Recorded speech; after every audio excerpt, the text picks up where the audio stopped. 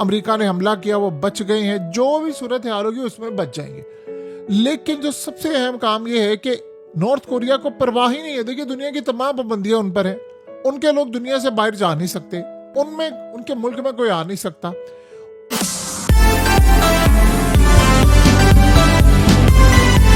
बिस्मिल्लाहिर्रहमानिर्रहीम, अस्सलाम वालेकुम। मिडिल ईस्ट का खेल अब बड़े खतरनाक मोड में दाखिल हो चुका है। तेल की कीमतें इस वक्त बिल्कुल स्काई रॉकेट हैं, आसमान पर जा रही हैं।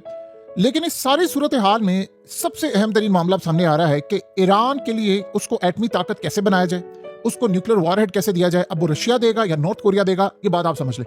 सिनेरियो ये हुआ है कि इस वक्त सबसे बड़ा सवाल अमेरिकी मीडिया में इस वक्त उठ गया है कि क्या नॉर्थ कोरिया ईरान को अपना न्यूक्लियर वॉरहेड देने के लिए जा रहा है। ये सबसे अहम डेवलपमेंट है। अब आप ये देखिए कि किम जोंग ने ऐलान किया है कि जो अमेरिका ने हमला किया है, उसने कहा इसराइल की बर्बरियत सबसे खतरनाक, पूरे मिडिल ईस्ट को वो आग में धकेलना चाहते हैं और अमेरिका और इसराइल इसमें पूरी तरह शामिल है।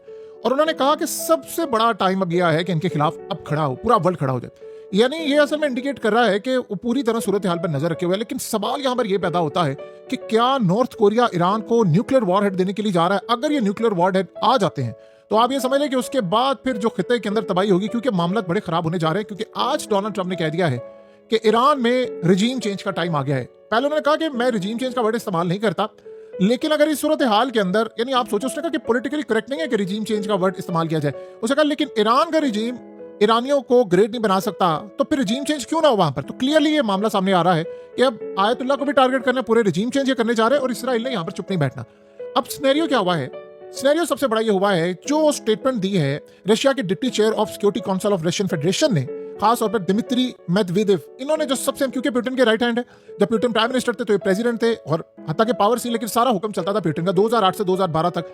और इस सूरत हाल के अंदर ये प्राइम मिनिस्टर है बाद में 2012 से 2020 तक। तो पुतिन के साथ इनके ताल्लुकात ऐसे हैं, जो बात करते हैं उनकी मर्जी के बगैर नहीं करते। उन्होंने जो बात की है कि बहुत सारी जो कंट्रीज हैं वो ईरान को न्यूक्लियर वॉरहेड देना चाहती हैं। उनमें दो ही कंट्रीज हैं, या रशिया या नॉर्थ कोरिया। नॉर्थ कोरिया के ईरान से अच्छे इतने ताल्लुकात नहीं, लेकिन किम जोंग पुतिन की जेब में है, ये आप ज़हन में रखिएगा। अगर किम जोंग के बाप के साथ भी पुतिन के इतने गहरे ताल्लुकात हैं और किम जोंग के साथ भी बहुत अच्छे ताल्लुकात हैं पुतिन के, यानी आप ये समझ लें कि चाइना से भी ज्यादा शायद अगर अच्छे ताल्लुकात हैं किसी के, तो पुतिन के हैं। और आपको पता है कि यूक्रेन की जंग में भरपूर असला नॉर्थ कोरिया ने दिया, अपनी फौज तक भेजी है। इस सूरत हाल के अंदर सबसे अहम डेवलपमेंट है कि अमेरिका के अंदर, जब एक तो नॉर्थ कोरिया ने बात कह दी, रशियन खास तौर पर इस शख्स की जानिब से जो बात है, उसके बाद अमेरिका को तशवीश हो रही है कि ये मामला क्या है, ये खतरनाक सूरत हाल क्यों पैदा हो रही है यहाँ पर और क्यों नॉर्थ कोरिया करने जा रहे हैं। देखिए, सबसे पहला सवाल ये है कि क्या नॉर्थ कोरिया ईरान को न्यूक्लियर वॉरहेड देने के लिए जा रहा है, क्योंकि दो ही कंट्रीज हो सकती हैं जो दे सकती हैं, या नॉर्थ कोरिया है या फिर रशिया खुद है।